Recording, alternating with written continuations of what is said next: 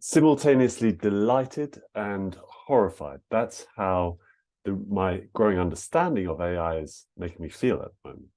I don't know if you've been encountering it recently, but there's a lot of excitement, huge amount of excitement about how the world is going to change. And the basic thing is, none of us really know.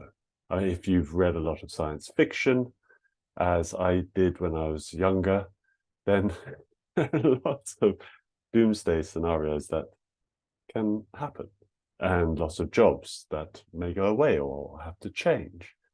And there are also amazing things. Just think somebody who, or something rather, that can understand us better than just about anything else and is available 24/7.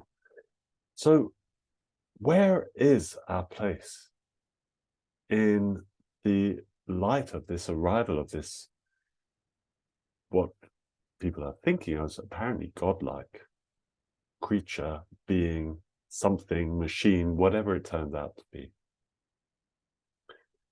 I think there's something very, very interesting that we can explore in relation to this in terms of our power and where we feel power resides in us.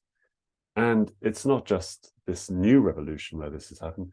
Every time there's been a technological advance, there is this shift in power dynamics. Famously, Socrates was horrified by writing and how that was going to destroy the oral tradition. Humans adapted, and we will adapt this time as well. But this power dynamic is absolutely fascinating. One aspect which I think is worth considering is how we put our power outside of ourselves.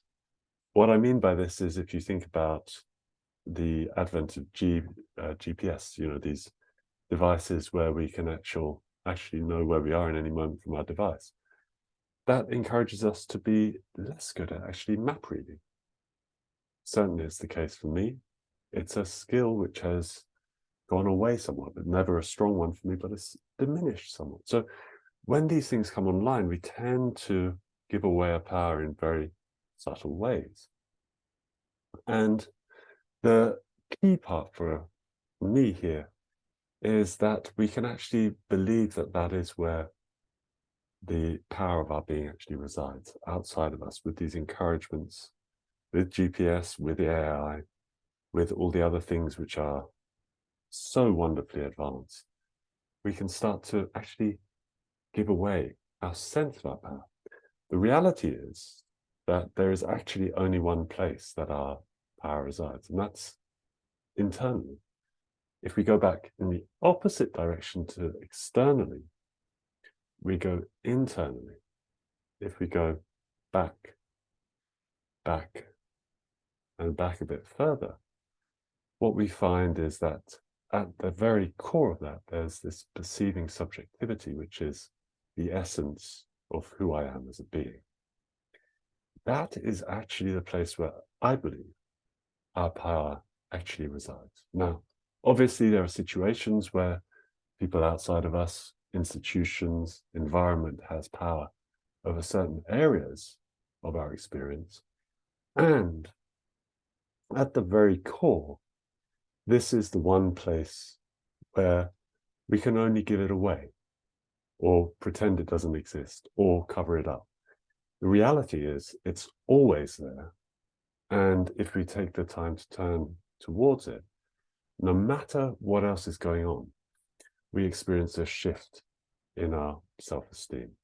It's a recognition of something about ourselves which is beyond this external experience. So it is going to be an interesting time coming up. And I do think there is an offer here to simultaneously move into all the gifts and opportunities that are coming and adapt to the challenges which will be coming, and also to keep the training with this internal perceiving subjectivity, which is really where the heart of our power lies.